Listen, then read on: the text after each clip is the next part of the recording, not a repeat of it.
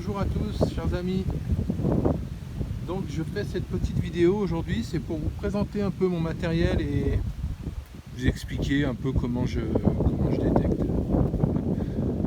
Donc mon détecteur, vous le connaissez pour ceux qui ont déjà vu mes vidéos, c'est un Equinox 800. Donc le mien là il est un peu handicapé. J'ai fait une réparation provisoire avec des Riesland là. J'attends de voir pour faire marcher le SAV si ça marche ou pas. Donc voilà. Sinon, moi je trouve que c'est un très bon détecteur qui me convient bien, qui marche bien, qui passe partout. Autant à la plage que sur le sec. Enfin voilà, moi j'en suis très content. J'avais le 600, du coup je l'ai vendu. Alors pour ceux qui regardent mes vidéos, je devais l'échanger contre un Deus, mais comme bien souvent sur le bon coin je suis tombé sur un Charlot et du coup c'est pas plus mal. Je l'ai vendu à mon pote Sylvain qui avait un Garrett un peu pourri et du coup il m'a racheté mon Equinox au prix que je l'avais mis en vente, donc je le fais une petite ristourne quand même et puis voilà, donc je suis bien content finalement. Voilà, donc alors en ce qui concerne les écouteurs, moi j'utilise donc le petit boîtier que je trouve vraiment bien. Donc ça je le mets à la ceinture. Et après j'utilise ces deux petits écouteurs sport qui coûtent super cher sur Wish. Moi j'ai payé ça 2 € je crois, quelque chose du genre. Ça marche très très bien. La petite pince, c'est une pince à couture. J'ai taxé à ma femme. Je la mets au col. Je fais passer le fil à l'intérieur, entre moi et le t-shirt pour éviter que ça bouge. Et j'ai fait un tout petit trou dans mon t-shirt. Je le fais sortir et je branche au boîtier. Et franchement c'est top, ça bouge pas, le son est super net. Et moi j'aime bien les écouteurs comme ça parce que ça permet d'entendre les sons extérieurs.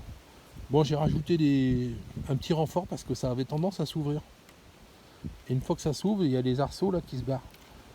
Mais bon, c'est pas tellement le prix pour en racheter, mais c'est surtout qu'il faut attendre 2 mois quoi. Enfin voilà. Ensuite, le pointer.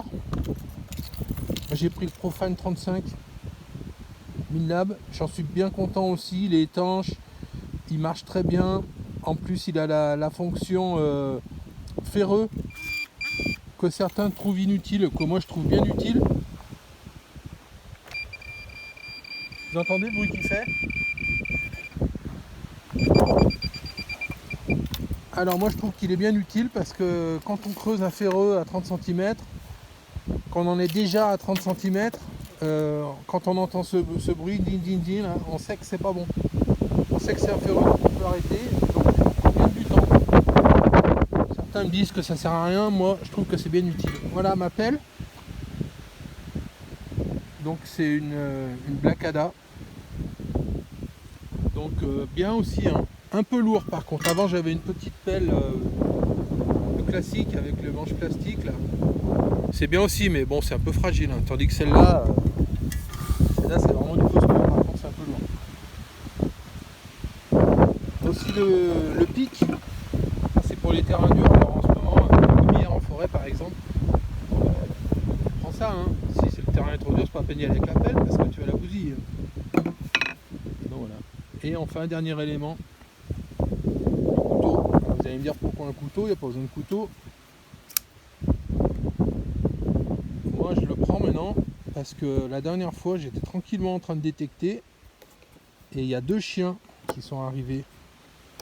Et je peux vous dire que je brillais pas, hein.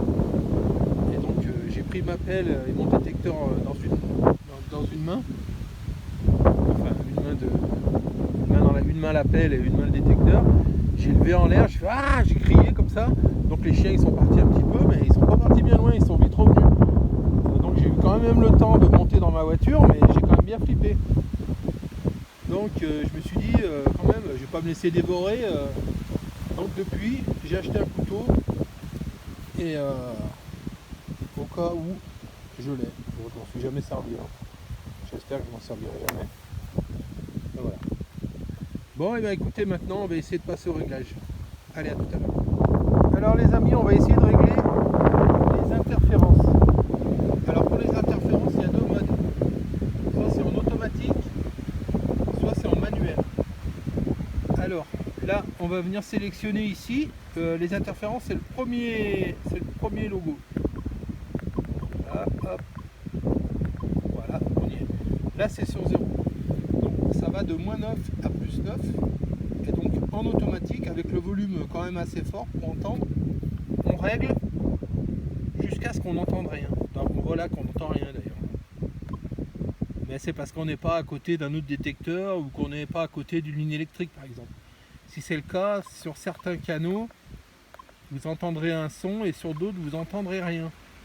Donc il suffit en fait de trouver un canal où vous n'entendez rien et vous laissez comme ça, vous pouvez passer à la suite. Ou alors en auto, alors quand vous êtes là en auto, toujours pareil avec le petit symbole là, vous éloignez un peu le détecteur du sol et vous appuyez là. Et ça va se faire tout seul.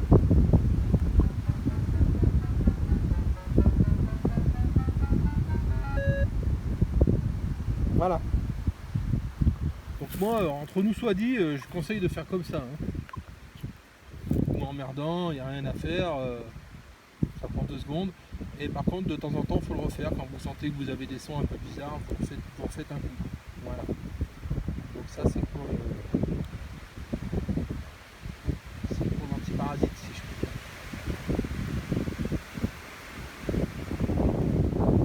Bon, maintenant, on va voir pour le réglage des effets de sol.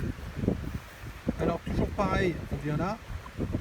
Donc là, j'ai fait, donc on arrive directement dessus, hein, c'est celui-là. Là, pareil, il y a deux modes, soit automatique, soit manuel. Alors, pour faire en manuel, une fois qu'on en est là, on ne touche rien et on pompe. Voilà, on pompe comme ça.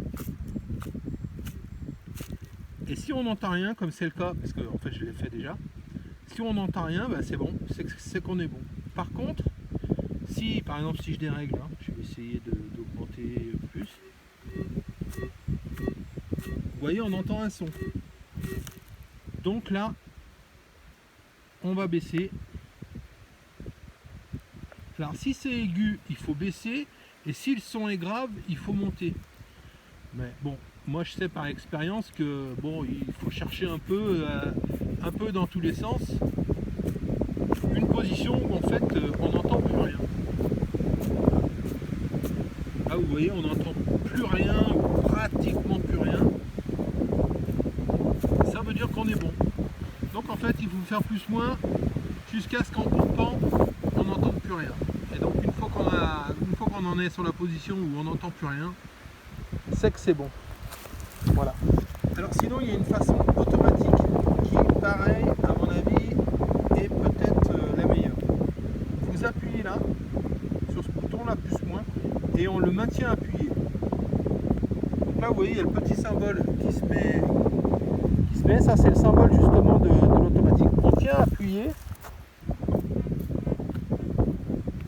et on pompe jusqu'à ce que le chiffre reste le même. Voilà. 32, faites pomper 4-5 fois, vous voyez que ça reste à 31, 32, c'est que c'est bon. Donc on peut ressortir et on voit que le petit symbole là reste allumé. On voit bien que le reflet, mais ce petit symbole là, il reste allumé. Donc tant que celui-là est allumé, ça veut dire que l'effet de sol est en automatique. Alors, moi, une fois de plus, c'est ce que je conseille. C'est moins compliqué, on se casse pas la tête et ça va très bien. Par contre, l'effet de sol, faut pas hésiter à le refaire de temps en temps, même en cours de détection. Voilà. Allez, après maintenant, on va voir. Bon les amis, maintenant on va voir pour régler le threshold. Alors, le threshold, c'est pas très compliqué, mais il y a plein de versions et moi je vais vous expliquer la mienne. Et moi j'ai appris à régler le threshold, en fait c'est parce que j'ai un Excalibur. Et sur l'Excalibur, ils expliquent comment régler le threshold et voilà, donc je vais adapter les explications à l'Equinox et à mon avis c'est comme ça qu'il faut faire. Donc là on va chercher le threshold. Voilà, là on y est. Enfin, vous voyez, je vais quand même. C'est le 4e symbole. Et là, il y a un chiffre. Donc là, c'est sur 2. On va augmenter. En fait, c'est tout sonore. Hein.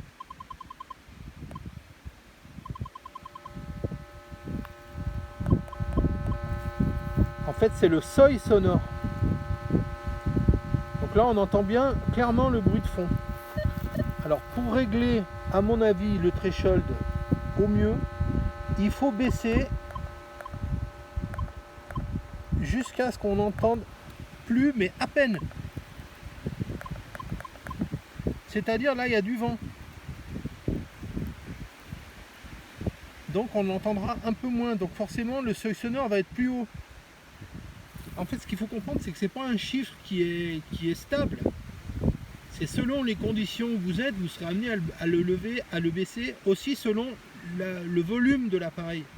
Si vous mettez le son à 25, vous entendrez le seuil vachement plus haut, c'est-à-dire il faudra le baisser, parce que sinon vous l'entendrez beaucoup. En fait, il faut que, à votre oreille, selon vos réglages, il faut que vous leviez ou que vous baissiez pour l'entendre pratiquement plus. Donc, je ne sais pas si vous comprenez, je pense que oui.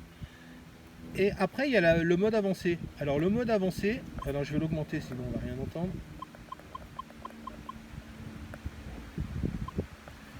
Le mode avancé, c'est juste pour plus grave ou plus aigu.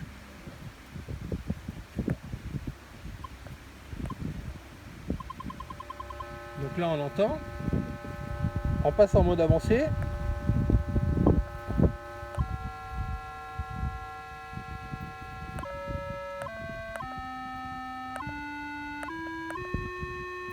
Bon, voilà. Donc le mode avancé, c'est juste pour régler les graves ou les aigus. Donc voilà. Bon, par exemple, pour quelqu'un qui mettrait le seuil sonore à 0, forcément, si vous l'entendez pas, ça n'a aucun intérêt. Voilà. Donc en fait, vous mettez comme vous voulez. Moi, je le mets à peu près à 2 ou 3.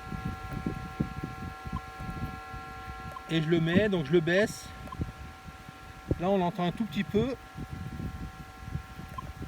Encore un peu. Et voilà.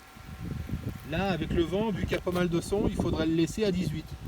Il faut que le seuil sonore soit vraiment à ras. C'est une façon de... En fait, comment dire, que ça sonne tout de suite. Qu'il n'y a pas de latence entre quand il trouve la cible. C'est un peu, ça augmente un peu, si on veut, la sensibilité, quoi. Voilà. Donc, comme je vous dis, selon le volume et tout, c'est un réglage qu'il faut pratiquement... qu'il faut changer à chaque fois, comme quand je vois des gens qui par exemple donnent un réglage fixe pour le threshold, ça veut rien dire. Tout dépend déjà si vous mettez le volume de votre détecteur à 10 ou à 20, le seuil sonore forcément il va changer. Donc ça c'est selon si vous changez de casque ou quoi, à chaque fois ça change. Donc moi je vous conseille de le régler à chaque fois. Ou alors si vous gardez toujours le même casque, toujours dans les mêmes conditions. Mais il faut vraiment que le seuil sonore soit vraiment juste avant, juste qu'on l'entende plus, ou alors qu'on l'entende très très doucement. Donc voilà, c'était mes conseils du jour. Et bien écoutez, j'espère que le vent n'est pas trop gênant. Je fais cette vidéo aussi un peu, c'est parce que c'est un abonné en fait qui m'avait demandé de faire ça, donc je lui fais un petit coucou au passage. Et je me rappelle plus son prénom, j'ai oublié de le noter, je suis désolé. Et puis voilà. Bon bah écoutez, je vous dis à la prochaine. Allez, bye bye.